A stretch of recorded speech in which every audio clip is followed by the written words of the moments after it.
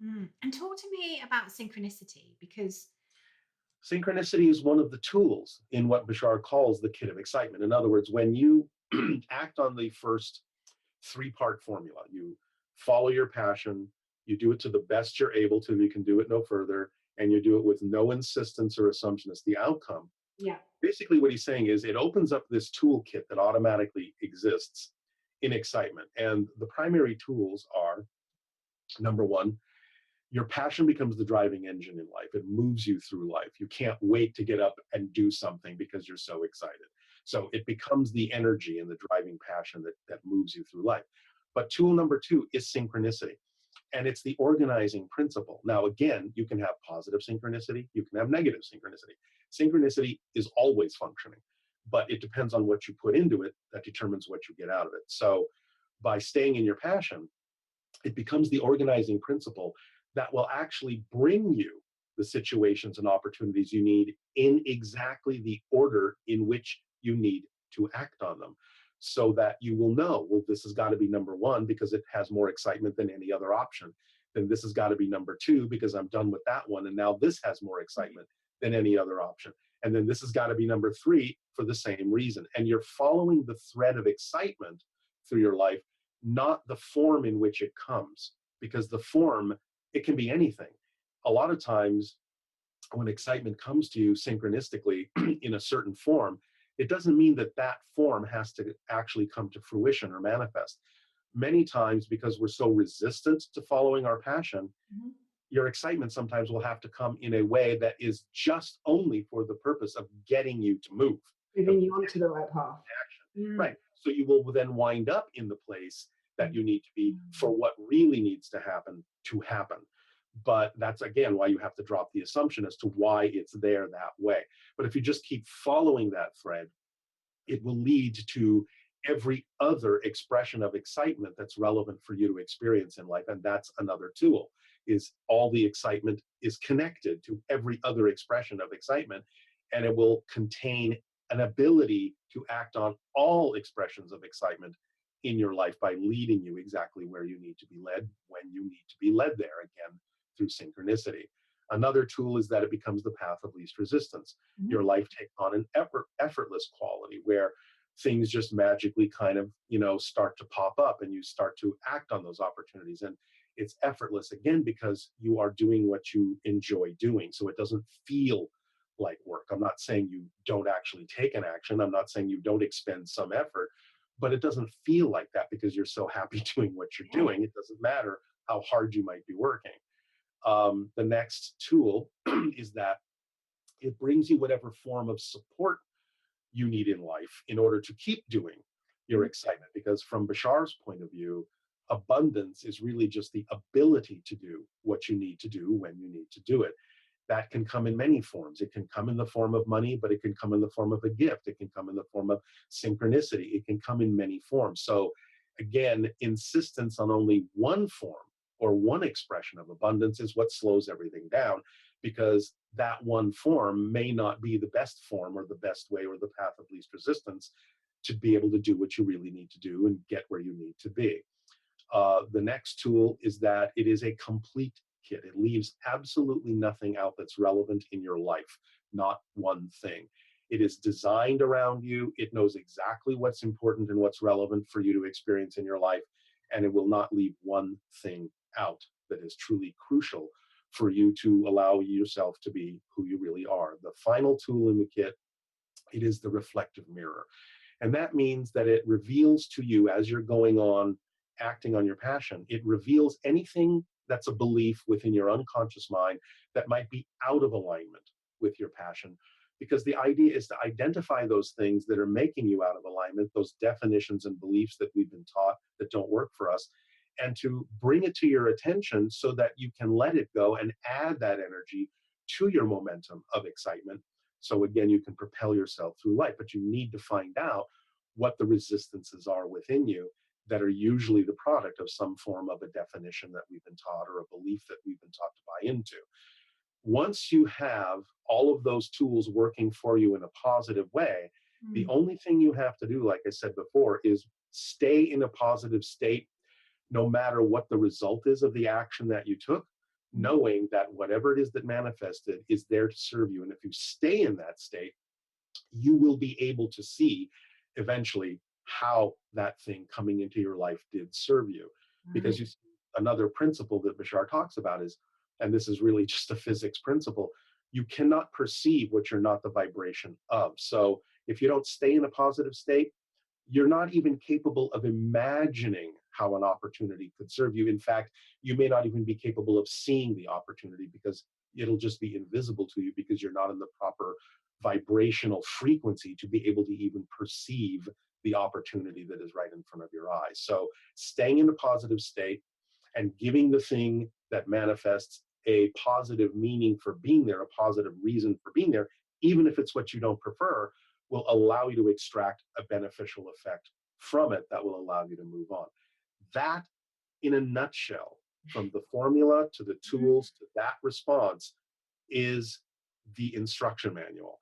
Now, he can get more detailed about the different elements of it, but mm. that is essentially what he's saying is all we need to do to move through life in the most powerful, self empowered, positive way that we can. That's the entire instruction manual right there in a nutshell. Fantastic. Fantastic. So I will be watching this over and over and again. Yeah, so a lot of what Bashar talks about then is really just refinements on Yeah. these ideas to help us figure out what our definitions are that are blocking us and how to let them go. So all of the other work that he does is just a more precise way of understanding what all the elements are that he's describing in this instruction manual so that we have a very complete understanding of it and can use it in the most effective way. Mm. And the other thing I'd love you to just expand a little bit more is around fear and anxiety, Mhm. because that was fascinating for me that actually is excitement. Well, yeah. In other words, it's not excitement in the sense that what the effect feels like, but it's from the same energy. In Right. other words, we are one energy. We're a 100% energy. You experience your own energy as excitement when you are filtering that energy through positive belief systems that are in alignment with who you are. You experience the same energy as fear and anxiety when you filter it through negative belief systems that Ah, are out of alignment with who we are. So, really, having something feel fearful or being anxious about something is our first clue to let us know that we're holding on to something unconsciously that doesn't work for us. So, the way to use fear and anxiety in a positive way to make fear your friend is to recognize that it's kind of a messenger telling you, hey, there's something here within your unconscious mind that you're unaware of. And it's something you want to know about. It's something you want to find out about and you want to let it go. So it's more like, well, thank you, fear, for letting me know because I wouldn't otherwise have known. You see, the way Bashar's explained it is that these emotions can't exist in a vacuum. There is no such thing as having a feeling if you don't have a definition first. If I gave you a word and you didn't know the definition of that word, and I asked you, how do you feel about it? You wouldn't know how to feel because you have no definition. But if I give you the definition, it's something that then can start to evoke a feeling in you, an emotion from you. So all the emotions we have are the result of something we already define or believe to be true. And therefore, when we feel something, we can acknowledge that and we can own it because you can't change it if you don't own it. You can't deny it or gloss it over. But there is a way to use the emotion to backtrack and figure out, well, if I'm feeling fear, what would I have to believe is true about myself in this situation in order to generate that feeling? And that's the beginning of the honest self investigation that will discover what the definition is you've been holding on to unconsciously so that you can bring it to light. And once you bring a negative definition to light, more often than not, you will find that it is something you picked up from your parents, your friends, your school, your society, and it really has nothing to do with you and who you truly are. It has more to do with the people that gave you that definition. so It's their issues, not your issues. But you bought into them as a child because you had to, because you didn't know any better. But as an adult now, you realize it's time to let go of things that were other people's issues that have nothing to do with whatever it is you need to be exploring in life. So, using your emotion to figure out what those definitions are and bring them to light, you will usually find that once you expose a negative definition, a fear based definition to your conscious mind and realize what it is, it will suddenly appear to make no sense. It'll be illogical. And as soon as it appears to make no sense, it's gone. That's the end of the process of letting it go. Now, if you keep doing the same thing and keep behaving the same way and haven't changed, that again is simply your first clue that you haven't actually found the fundamental definition. And you just need to keep looking until you do. So, to give a kind of practical example, say somebody has a fear of public speaking, what Mhm. you're essentially saying is it's just the filter and the lens that they're looking at it through, or they've picked up. Yeah. Well, they need to ask themselves, and this is where Bashar can get very kind of inventive because he knows there's a number of ways to ask this question about, what do I have to believe is true about myself in order to feel the way I do? He says, look, you people are so used to feeling fear. Yeah. Why not use the fear to find out what that answer is? In other words, turn the question around and say, all right, well, if I did do the thing that I think would excite me, what am I afraid might happen if I did that? Yeah. That will usually reveal the fear. Because let's say, to use your example, okay, fear of public speaking. Well, most people in general will say, well, if I did actually go ahead and do it, because I know it would be beneficial for me to do this public speaking event, what am I afraid might happen? Well, I'm afraid I might get something wrong. I'm afraid I might look foolish. I'm afraid of what people will think of me. I'm afraid they will think I don't know what I'm talking about. I mean, it just goes on and on. And suddenly, when you ask the question that way, you come up with all sorts of negative definitions that just start popping out.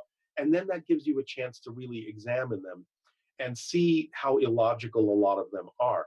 Because what I've learned in public speaking, since not only do I do the channeling, but I also do public speaking as myself on a lot of these principles, is the first thing you understand is people are there because they want to hear what you have to say. They're interested in Mm. what you have to say. And they're very, actually, quite forgiving about, little pauses, mistakes, little thoughts. I did an exercise once some time ago where a lot of people did something that was videoed as a little public speaking event. And while you were doing it, you might have felt yourself, hesitating and trying to think, and am I saying this right? And all these big pauses, and you just don't think you're delivering the information properly. But when you look back at the video, you don't see any of that. In Mm. fact, you see what you see from professionals.